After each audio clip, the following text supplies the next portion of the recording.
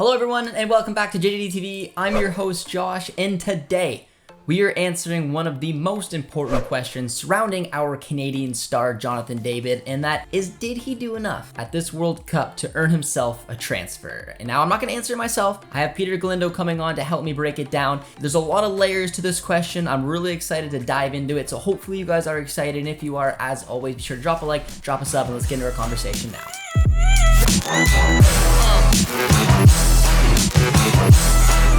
Now it's time to give a shout out to the legends over at OneFootball, who are the sponsors for all the World Cup content on the channel. OneFootball will absolutely keep you up to date during the World Cup as you head to the app, search for your favorite national teams like Canada or Germany. Now go give them a follow and watch your homepage get populated with stories that you will care about as they happen. You can also track matches live in the app, check out starting 11s, watch videos from behind the scenes, as well as interviews, highlights, and so much more, including the ability to watch full matches directly in the app from around the world. It's truly an incredible app to help you stay up to date with everything going on in the beautiful game. I personally use OneFootball every day to track Canadians playing abroad, and I highly recommend it for all of you watching. So click on the link in the description to download the OneFootball app. It helps creators like myself. Thank you all so much, everyone. Now let's get into the episode.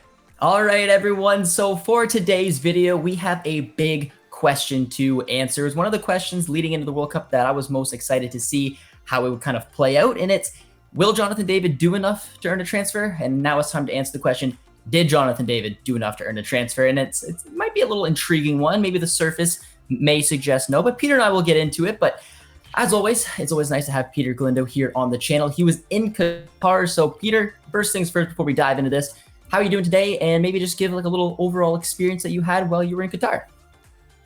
I'm good, Josh. Pleasure to be back on the channel again. Always happy to chat with you about all things Canadian soccer. Qatar itself was great. In terms of the tournament, it was pretty well organized. I think, as you would imagine, they wanted to be on their best behavior. They wanted everything to go smoothly. You never really felt like it was stressful getting to and from stadiums.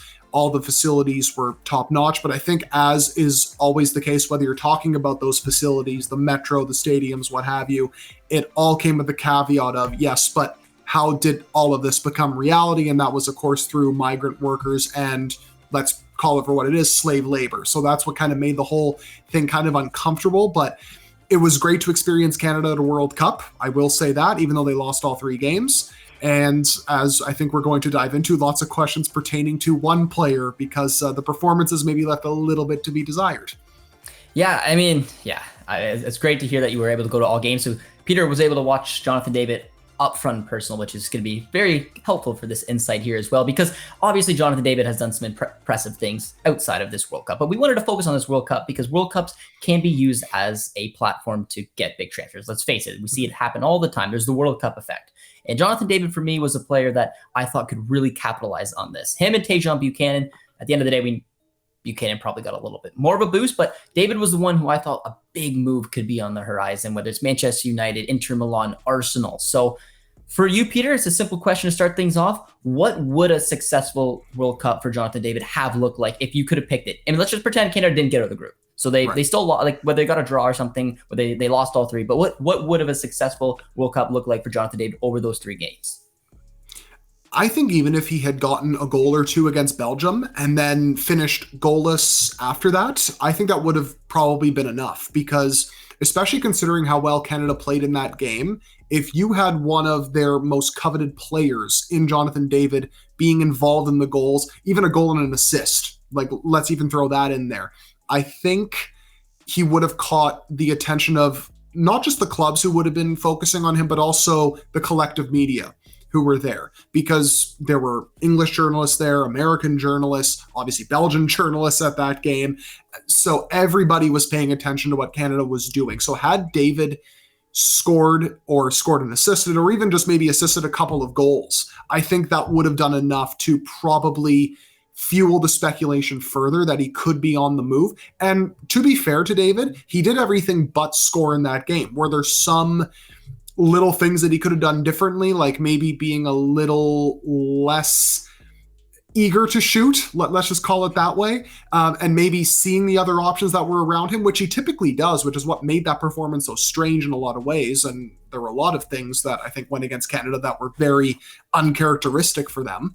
But I feel like that would have been enough to do it, because look at Gonçalo Ramos for Portugal, for example, scores a hat trick in the round of 16, and suddenly everybody's all over him, right? So I feel like with David, it probably would have been the same thing, even if he had, say, laid 2 stinkers after looking really, really good in Canada's opener.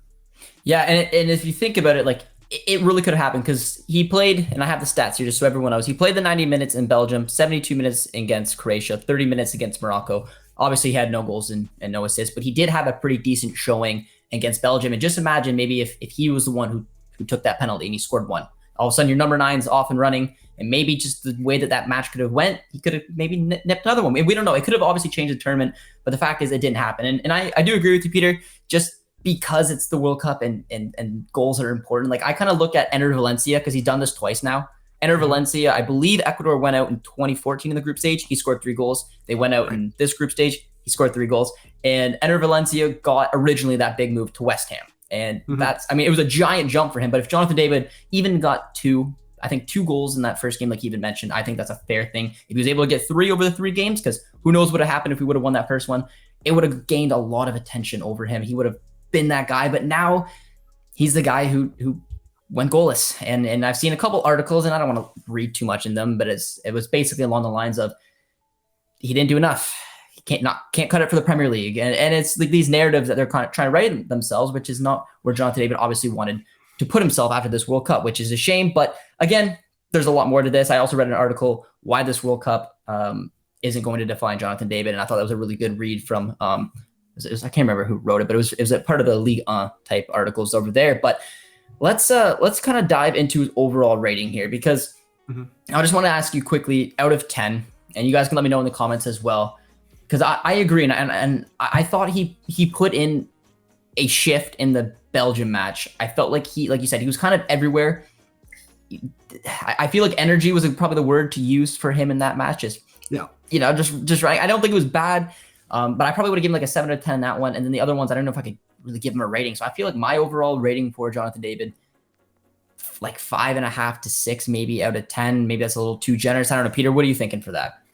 No, I was thinking 5.5 probably, just because you take the averages of those 3 games, with Belgium being the highest, and then just because Morocco, you might say, was almost a non-factor, just based on the fact that he came in for a half an hour. Canada was huffing and puffing, but didn't really test Yassine Bounou too much. So I feel like you maybe write that off and say, well, it's maybe a bit harsh to give him a full rating on that. But then against Croatia, and I'm sure we'll get into this, but I feel like in all 3 of those games, we got 3 different kinds of Canada, and also 3 different completely front lines, right? Because in the first game, it was that dynamic trio with Hoylett, Buchanan, and David.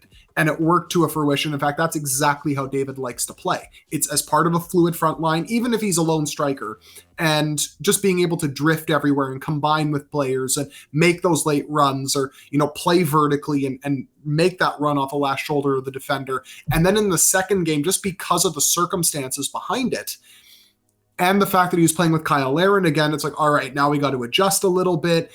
We scored early. We're going to sit back because our midfield isn't necessarily fully fit, so we got to be careful. But then players started to go rogue, and we can't really go back into this again and maybe give people more PTSD again. I feel like that probably played a factor in David's invisible showing, maybe let's call it that. Yep. And then the Morocco game, Larin was excellent, no doubt about it, in that game. Probably the most consistent player for Canada in that match, alongside maybe Jonathan Osorio, Alistair Johnston. You can throw a couple players in there possibly, but certainly given how few opportunities he had at goal, I thought he did very well. Then David comes in, doesn't necessarily give the same sort of shift. I just feel like that was part of it. And then maybe also, and maybe this is a convenient excuse because he didn't play too well, but you also have to keep in mind, a lot of those players have been playing every 3 to 4 days leading into the World Cup since September. If you go back to that September window, Stefan Eustáquio had to do it. Alphonso Davies, before he got hurt, had to do it.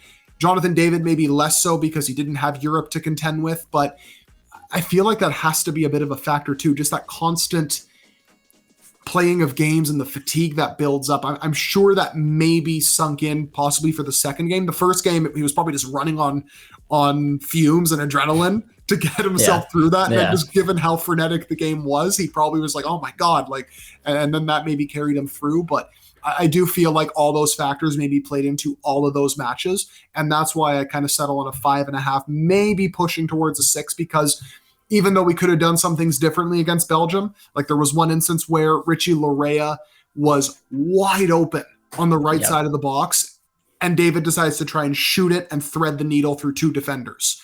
And if he had just laid off the pass, maybe it's a completely different game. Who knows? So things like that maybe knock him down a peg from maybe like, say, that 8 range down to a 7. And then probably that Croatia game, you say it's like a 4 or 5. Yeah. And then Morocco, if you don't want to give him a rating, even then it's probably averaged out to about a 6.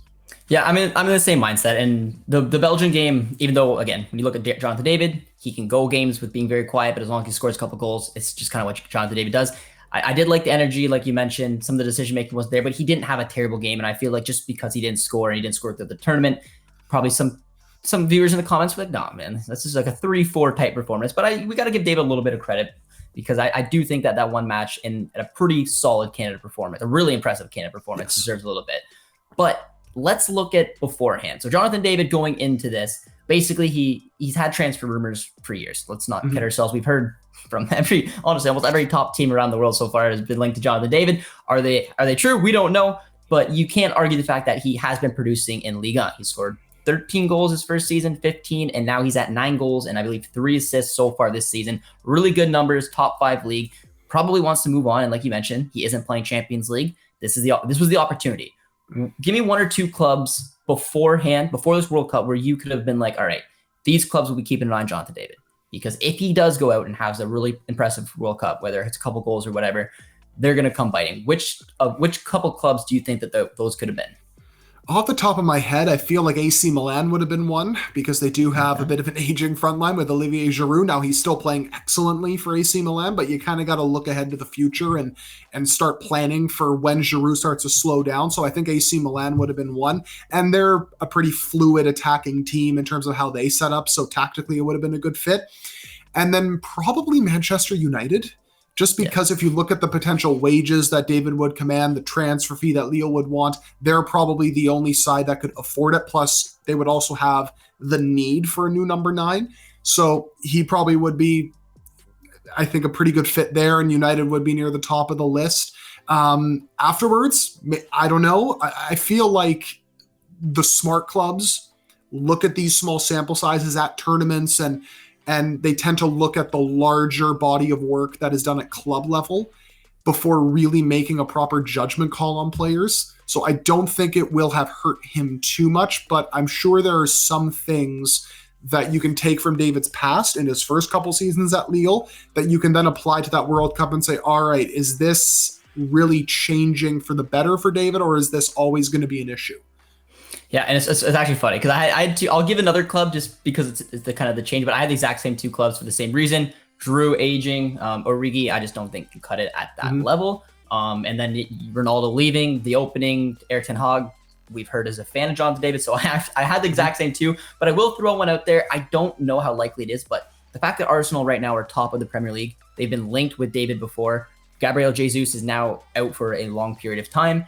If they want to compete and try to, continue on and potentially push Manchester City for the title, they're going to need more depth, especially in that position. And also, like when Jesus comes back, they're kind of similar, which is a bit of a negative, but that means that they can kind of play in the wing. Gabriel Jesus has played in the wing before. David has played a little bit on the wing so far this season. So, there's options, but more than likely from what I'm reading, Eddie Nketiah is probably going to get the nod. But I just thought I'd throw that one out there. But now this is the question I'm most excited for the video and hopefully for the comments down below as well.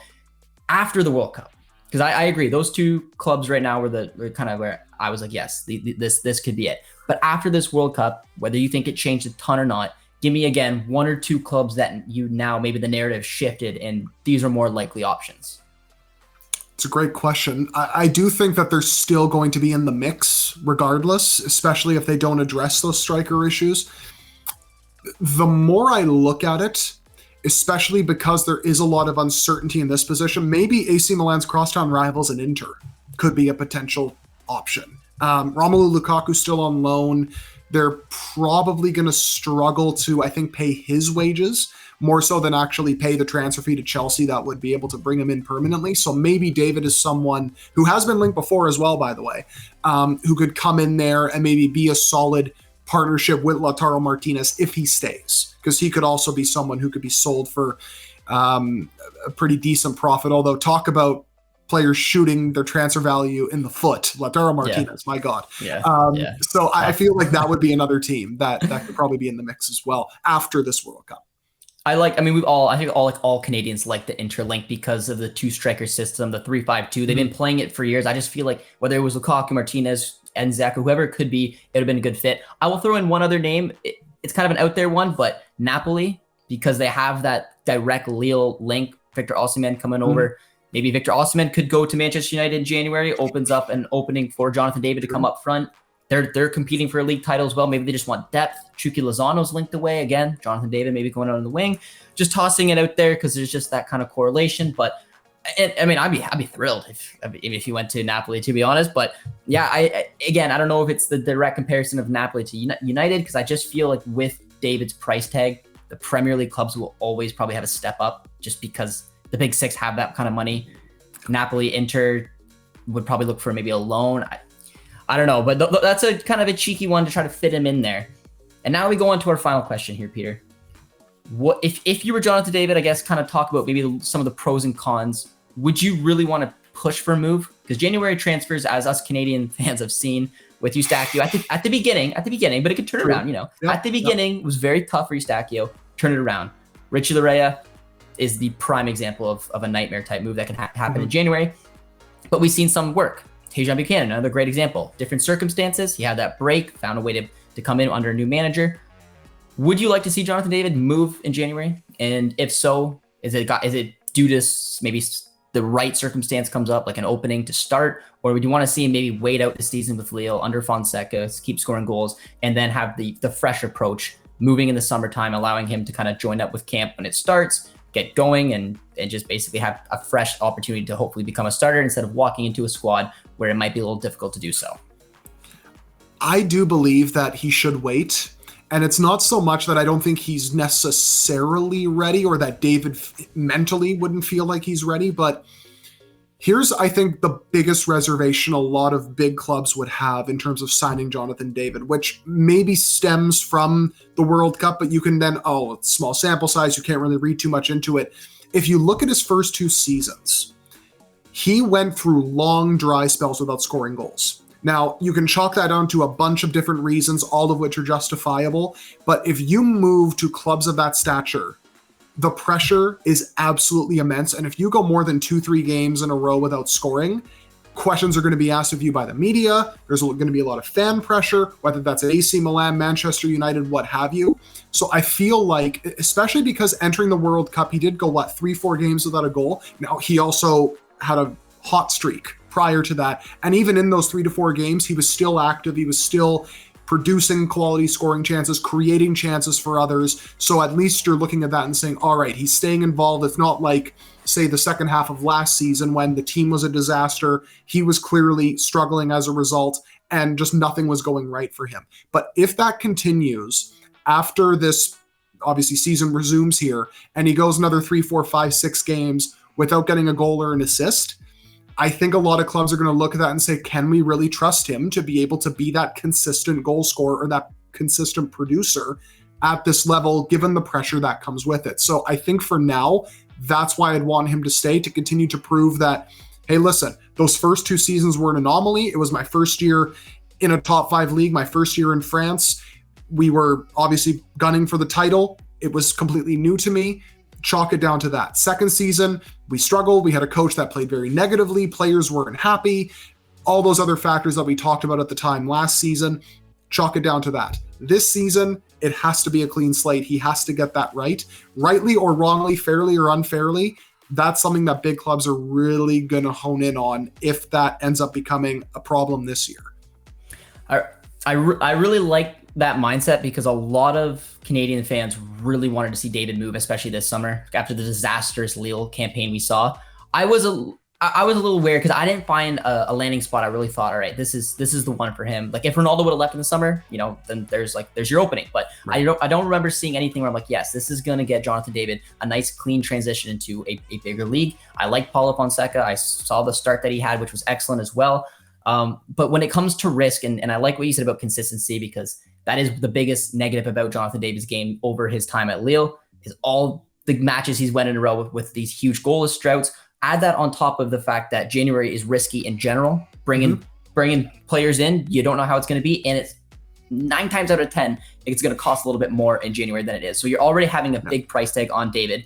I don't know if a deal can be made, but it's a giant risk in terms of a January move, which doesn't always work out, and a player that has a history of being a little inconsistent. That is the biggest reason that I agree with you. On top of the fact that, again, I want him to move in a way where there's just a direct opening. For example, if he was to move, it's like, all right, he goes to Manchester United, he starts right away. But even if they don't go out and sign another player, you still have Rashford, you still have Martial. If David doesn't come hitting the ground running after a couple matches, he's going to find himself on the bench in place of Martial or Rashford. So I agree with that. I would like to see him go back with Paulo Fonseca, feel rejuvenated, have a good opportunity to hopefully carry Lille to a European type position, and then score a bunch of goals and do it consistently. Maybe go a game or two without a goal, but then you do it more consistently instead of these 7-8 type games. And I think it's gonna be a real reality check, because right now, like you mentioned, I can't remember off the top of my head, it's maybe 3-4 games leading into the World Cup, 3 games at the World Cup. So he's 7 or so games right now going back to Lille. So it's gonna be a big mentality check for him. I'm really excited to see what's gonna happen when basically Lille start again. So I'm torn. Like I think there's probably more pros for him maybe staying with Lille and waiting for that right move. But the only thing I would say is if that right move comes in and he would start, then I would obviously like to see him take it, just because it gives him Champions League football and hopefully allows him. But it is a big risk. But Peter, any close up and wrap up thoughts here we have before we end it? Because it's going to be an interesting January, I think, for many Canadians, especially for Jonathan David. Yeah, he's going to be top of the list. Same with Tajon Buchanan, especially with all these Italy links that he's received. And I think not so coincidentally, especially with Kamal Miller now being linked to Europe, the fact that his agency has clients in Belgium and the Netherlands and in Italy already with Gianluca Busio, and then Buchanan already being linked to clubs in Italy, that could be something to watch for. It's going to be incredible, because it's already been a busy December for transfers. So imagine what January is going to bring, as well as the rest of the season. So I'm fascinated to see, as I'm sure everybody else is, what is coming up over the next little bit.